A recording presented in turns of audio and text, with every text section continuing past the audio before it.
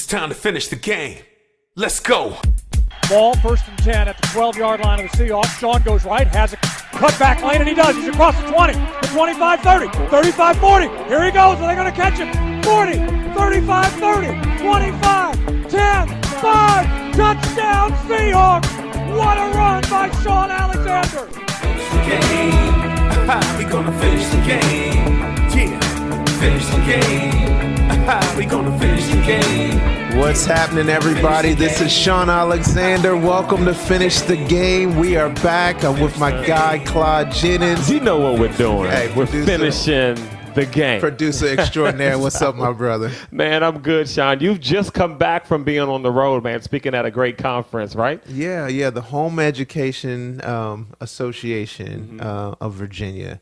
Basically, it was a bunch of homeschool families, and they all wanted to come in and figure out all the ways about homeschooling their kids. You know, I'm a homeschool dad. My bride and I, we take on the challenge of homeschooling all 8 of our beautiful children. See, your homeschool is one of the larger homeschools. Yeah, you know, there was some in there with 12 and 13. I said, sweet Jesus. It can't be every day you meet parents who have you beat. Yeah, and the kids count. It was pretty amazing watching all these families, you know, some big, some small.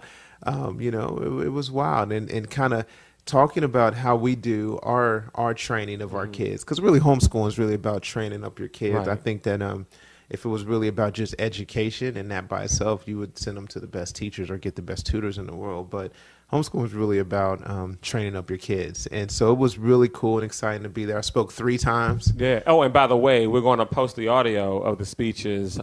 Just check out SeanAlexander.com. We'll post them in the next day or 2 or something like that to make sure anybody who want to listen to them more, they'll be able to hear what you had to say. Yeah. I think that it's really a special thing to know that you have the ability to impact your kids. I was actually amazed with the many fathers that came and said they didn't really understand the value that they had in their kids. Wow. You know, let's talk about that a little bit, because Father's Day is coming up. Yes, it is. And so let's talk about that, the importance that fathers play in the lives of their kids, because maybe there's a dad out there who doesn't understand the significance he has in the role of the home, or maybe there's a dad who's not actively involved in his child's life, and he's listening right now. Let's encourage that guy. Yeah, you know what? I think fathers, you'd be amazed if you knew how much your son wants you to be the leader in their life, and how they want you to give them a standard and a direction to stand by and to live by. And then so that when they go and when they get to that age that they could go and they could look over their shoulder and their father could say, that's my boy, that's my girl, well done. All sons, all daughters want that. All kids want their dads to point them in a direction and see them become the great person that they can be. And then they can look over their shoulder and say, oh, my dad's smiling. I was amazed that there were a lot of fathers that didn't know that their role in training up their kids and loving their kids and impacting their kids went farther than the wallet. You know? Right. And it does. Well, I provide, you have somewhere to stay, you have something to eat, something clothes to put on. And that's what I do, but it's a lot more than just that. It is. You know, I've tried to always tell my boys, just kind of whisper to them and just be like, gosh, you're so amazing to me. I want to just stir that heart. I want that heart to let them know that they're amazing. And it was really good. I mean, most people know my story. My dad, he's a way more amazing person now and today, and the healthier him than he was when he was younger. But he was younger. He had a we call it different calling, a different idea of how to raise up the children. And I have, there's 9 of us, and from 4 different women. And so we don't say that to embarrass, but I always say it to let people know, like, everybody has a story, and it's okay. And so I remember the times when my dad said, I wish I could have done it better. I wish I could have done it different, but I want to be here now. And I'm the baby boy of the group, sitting on 38. You know what I mean? And he's like, I want to make it better now. And it's a beautiful thing. There's still healing coming from my older brothers off of my dad saying, here's my mistakes, and I wish I could have done it better, but it's okay. But I still see my brothers who are in their 40s, y'all old, but even my brothers, I see their heart feeling healed. Right. And but so see, that's an important word and an important thing to embrace now. That just because you weren't before doesn't mean you can't try to be now. And I understand that sometimes, man, as a man, especially if you were raised without a father, you don't know how to do this whole dad thing sometimes. And, when we meet with adversity or uncertainty, we do one or two things. Sometimes we rise to the challenge, or sometimes we pull back.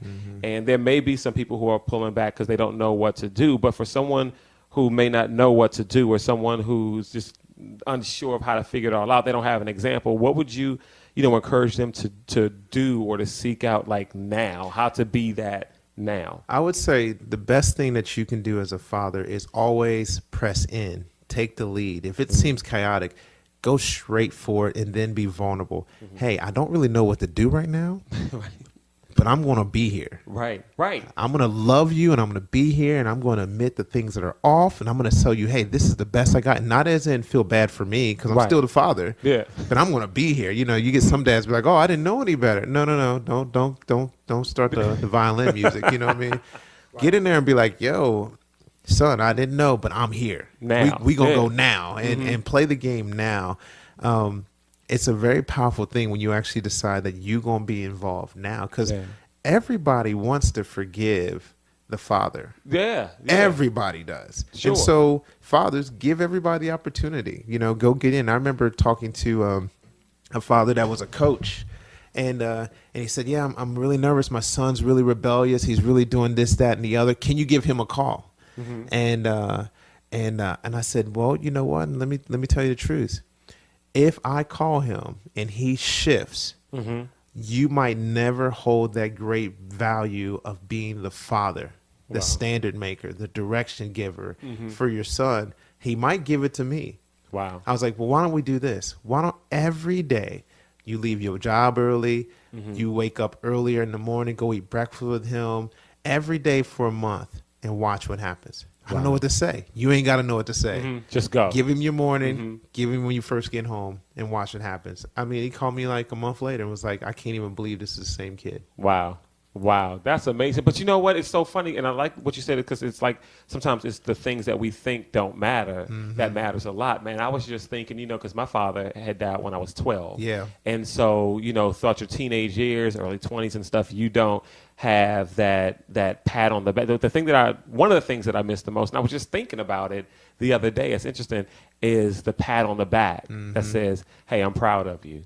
It seems like a small thing, but could make all the difference. You know what I mean? And just a dad saying, hey, you're doing a really good job with your son, or you're doing a really good job at marriage, or I love the way, you're trying to pursue God with all that you have. You're doing a great job. You're that doing means it so much. And so that waking up early and spending a little bit of time, it seems small, but it makes all the difference. Yeah, it does. This is Sean Alexander with Claude Jennings, producer extraordinaire. You're listening to Finish the Game, and we're talking about fatherhood. And I just want to roll a little bit to sons and daughters.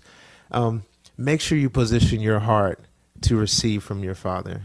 No one's going to be perfect. I mean, we laugh now because, as you see some of the things that your mama might have did, or some of the things that your daddy might have did, you get to your 30s and you start slowly seeing you doing just a handful of them things your mommy and daddy did. So give them a little bit of grace, especially you high school, college age young men and women. Just know you will get your turn. So make your turn when it's time for you to be the adult, you to be the parent, that you will find that mate, and you will find that, and you will produce those children, and you will train them up, and the children will give the same kind of effort and loyalty to you as you're giving to your parents. Nice. So just set the stage for that.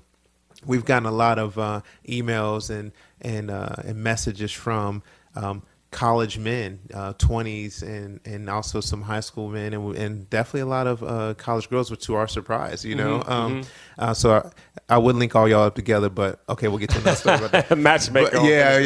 Matchmaker at thegame.com. But it's been amazing to just let y'all know that we hear your voice, wanting some direction, and we want to let y'all know that you guys are all game finishers. No, absolutely. Wow. You're listening to Finish the Game with Sean Alexander. I'm Claude Jennings. He just spoke recently at the homeschool conference in Virginia.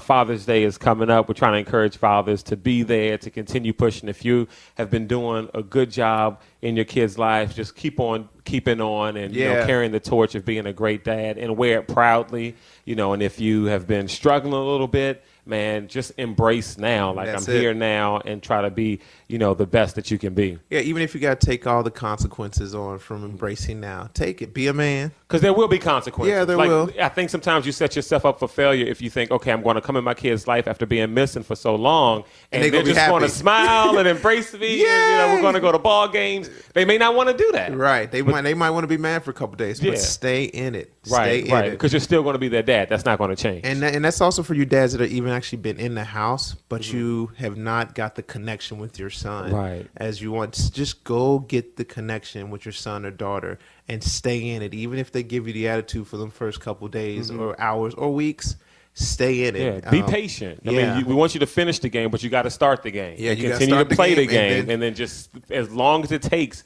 then finish it. But you're traveling tomorrow to Alabama for a big event, right? Yeah, it is. You know what? I'm actually I'm helping a fundraiser for a church out there. They send a bunch of people on missions into other countries to go feed those that don't have food and water and build houses and stuff. So I'm going to be the keynote speaker in my college town, Tuscaloosa. And so that title, that's what we call Title Town. You know what I mean? T-Town. You know. But what's really special is that's going to be fun. That's going to be Thursday night. But then Friday night, we're having the Gene Stallings reunion. And, you know, Coach Stallings was my coach at Bama. He 70 wins in 7 years. I mean, he's a Bama icon. And he won the actual first ever SEC championship game and won his national championship in '92. I call everybody, as I would say it, I was his last recruiting class, and I was his last tailback. And so it's a great honor. I'm the baby boy of the reunion. And so it's going to be fun. I mean, Coach Stallings, he was like a father figure. Yeah, I mean, I would imagine, like, with a great coach like that and him being a father figure, there's got to be some great lessons that he taught you. Is there one in particular that stands out that I think everyone would like to hear and maybe has some kind of relevance to their lives today? Yeah, you know, I've told a couple people the story, and my teammates all laugh. When I was redshirted in Alabama, we all lived in Bryan Hall, which was like the spot of all college football dorms. You know, it was the last college football dorm. You know, they said, "Nah, we can't do this. We can't let that happen no more." I'll explain why later when y'all get older. But anyway, so I tell the story because I don't want to get myself in too much trouble. But allegedly, we had a water balloon that could shoot we had a slingshot that could slingshot water balloons clear across the street into some fraternity houses. I'm not saying that I had the balloon, the slingshot, or allegedly. Allegedly, I mean, this could have happened. Right. Okay. And so as we was out there slingshotting water balloons, the team was traveling to a game, and we shot it, and somebody comes in, clicks on the lights. It was security. It was the police campus, and they're like, "We got him." and I tell you, team comes back in town, and that next week we ran and ran and ran. The three of us, actually it was four of us, we ran and ran and ran, and the next day we ran and ran and ran. So we Coach wasn't too happy about that. It was 5 a.m. We're running. You know, we still got school, we still got practice. You know, and and so we get to the Thursday. I believe it was the day 4. You know, everybody's coming to pull in, the 4 of us, and we drove in different cars, and 2 of the guys were like, "Hey, you know, Coach said we can go home." So they go home. I said, "All of us?" And they said, "No, you know, y'all got to go check in." So my other buddy goes in. So he checks in and he goes back in. And so he says, "Yeah, you can go, but Coach wants to see you, Sean, upstairs." And I had that, you know, that whole... all eyes on me feeling, you know, it's 5 a.m. That I felt, I walked up there as fast as I could, but I probably got up there about 7:30. It was the longest walk. I was like, oh my God, what is he going to do to me? And I remember getting up to his office, and and he has like a smorgasbord for breakfast. He had up there eggs and pancakes and this and that. And, and he's sitting there and he says, "Hey, Sean, sit down and help yourself. We're going to eat breakfast together." And I'm not sure if I should actually eat what's really going on. I'm like, can I think I just want water and orange juice. Yeah. No, sit down and eat. So I'm like sipping the orange juice. All right. Real slow. Yeah. Like looking at him like, is this okay? And I'm seeing him eating. I'm like, well, maybe I'll scoop me. Yeah. Maybe I got out of this. Right, I'm a baby boy. I know how this feels, So we're eating and he looks up. "How's your mom doing? Mm-hmm. How's your brother up in Notre Dame?" And so he just kind of starts talking. He kind of lightens the pressure and he says, "Sean, you're one of the most talented running backs I've ever coached." Mm-hmm. And he said, "You have the ability to lead this team to another national championship. But you got to separate yourself from the leaders and the players." Wow. And I thought to myself, oh, my goodness. He said, "Sean, you're the leader." Mm-hmm. And I tell you, it changed how I practiced. Right. I mean, I was just like, that rest of that time, I was just like, I've got to murder people. Because, I'm not playing the games, but I'm like, right. I got to murder. Yeah. I'm going to be the one that takes Alabama to their next championship. Yeah. You know what I mean? And so I took that. And even still today, I when I go back to Birmingham or Tuscaloosa, and I'm running the old teammates. And I remember Big Shug, he was our guard, our right guard in my freshman year. And he says, "Oh, yeah," he goes, "Yeah, Sean, I remember by the end of the year, we had the number one defense in the country." Mm-hmm. You know what I mean? He says, we catch ourselves on the other practice field looking over there, watching you just put dirt on. You're just making the number one defense in the country. Right. Beep, run it again. And that's how you do in football. Yeah. If you're practicing for the defense in there and you break a run or you juke out a guy and you're like, "You guys aren't fitting," they'll make you run the play again. Yeah.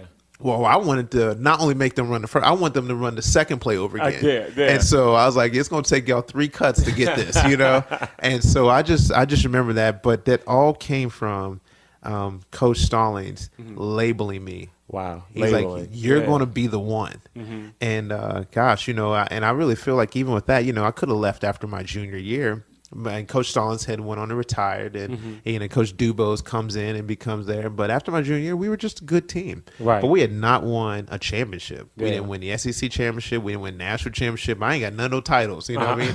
And I was like, and Chris Samuels called me back. It's a good friend of mine, and he said, "Dude, we got to go win a championship." Yeah. And so I just remember like, Coach Stallings said I was going to be a champion. Right. And so coming back and winning the SEC championship and being the SEC player of the year my senior year, all those things stirred me to come back for that senior year to make all that happen. It all came from a conversation with Coach Stallings and an 18-year-old kid that was redshirted. Right. And wow. And that just speaks to the power, like you said, of labeling, of encouraging somebody else that, look, despite, what you may be going through right now, or despite some what you may see as limitations, or despite you walking around sometimes doing things that aren't too smart, right. You know what I mean? Right. You We've can been there. Be great. Like live up to it. And it gives people something to live up to or to aim for, and to be great, to be good. Yeah, and the thing is, Coach Stallings wasn't shooting all over the place. He started off with your gifting and your talents, go be great. Right. Don't lower what you are. And so I feel like all coaches, I know we get a lot of coaches that listen to this show too. Hey, don't go over there and just fantasize a kid. You know what I mean? Don't go to the kid that ain't got a chance. Yeah, so you're going to make it in the league. Yeah, don't tell him that you're going to be late. Don't lie to him. Go grab what you already see in him and say, look, take that and maximize that. See, that's correct labeling. The other one becomes a false hope, Because everybody has something. I mean, everybody's not going to be an NFL MVP. That's right. Not everybody's going to be all SEC. Not everybody's going to do that. But everybody has something in them that if we pull it out and focus on it, that person can be great at that. And so I've always tried to challenge coaches to label your kids and label them well and have that label make them go be harder, work harder, get better. And I do the same thing for parents. Don't be scared to label your kids, because a lot of times you don't give your kids no label and all they remember is the negative names you called them when you was upset. Yeah. Right. Yeah, and that's the only thing that they hear from at home that like plant seeds of negativity. And then when they do meet some type of pitfall or some type of failure, the trials of life, disappointment, that all they see is, wow, I disappointed here. I go home and I can't get anything right. They just feel like they just can't do anything right. And they actually accept the negative label that the parents were giving them. But even with that, I even challenge friends.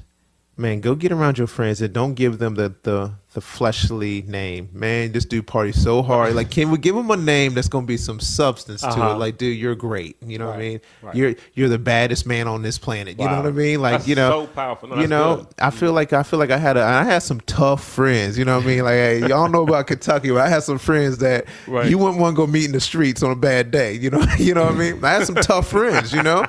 But, like, we try to not make sure that we label them off of you the best fighter in the world. You know what I mean? Right. Because you know what? They would tend to want to go grab that identity. And so we would be like, Don, you're a great friend. You're loyal. Yeah. You know what I mean? And, like, dude, that's why I love you, man. Like, you always got my back. Yeah. Instead of being like, yeah, man, go knock this person out. You know what I mean? I ain't saying we did that. Wink, wink. You know what I mean? I ain't saying we did that.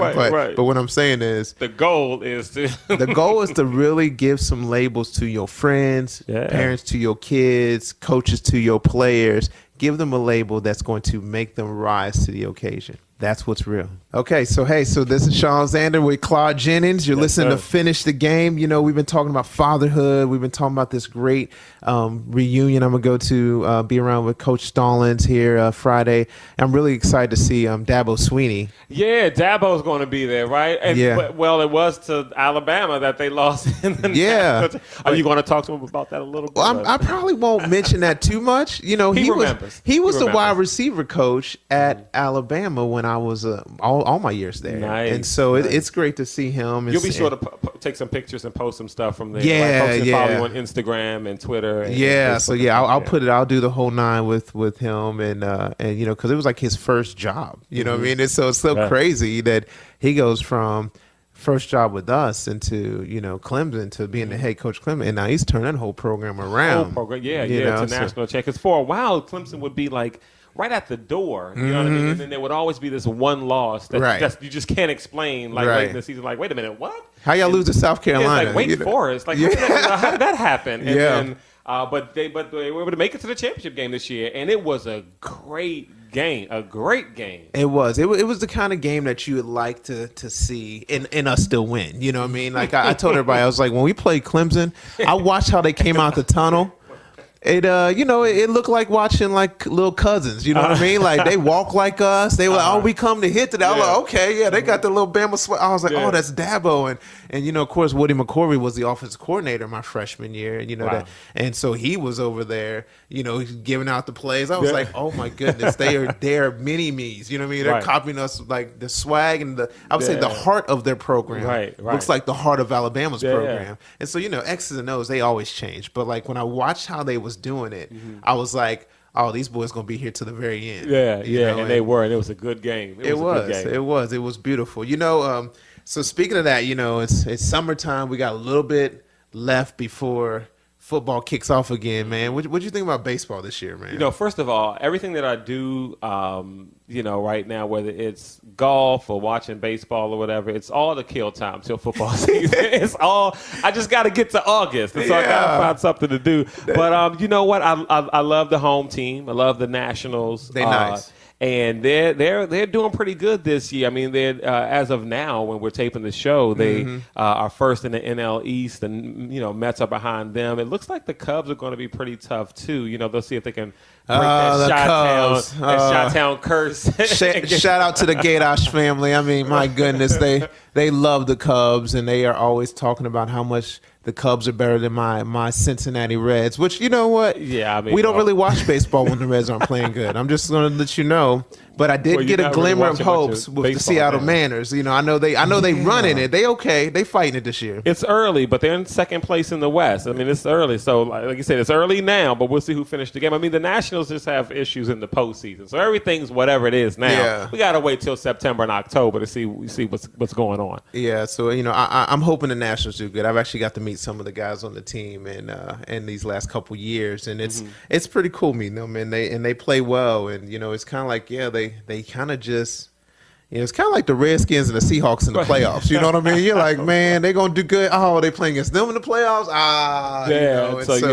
We'll see what's up with the Nationals. They can get over, Dusty Baker can get them over that. My favorite part of baseball, I got to be honest, it's eating the peanuts and the sunflower seeds. But you know what? You bring up a great point. Like baseball, going to the games, it is really a fun thing to do socially. To get some friends together, go to the game, watch, but just kind of talk and hang. That is one of the great joys of the summer. To do and that chocolate ice cream. They got like a chocolate ice cream and a lime, like a lemonade kind of ice cream. Them two right there, man. We make it every opening season. My wife and I, we've been going with a few colleagues of mine, and we've been taking our 3-year-old the last 3 years. He's been to every single opening game since he's been born, and we've been to a couple. Wow. So it's really, I mean, it's just fun to do.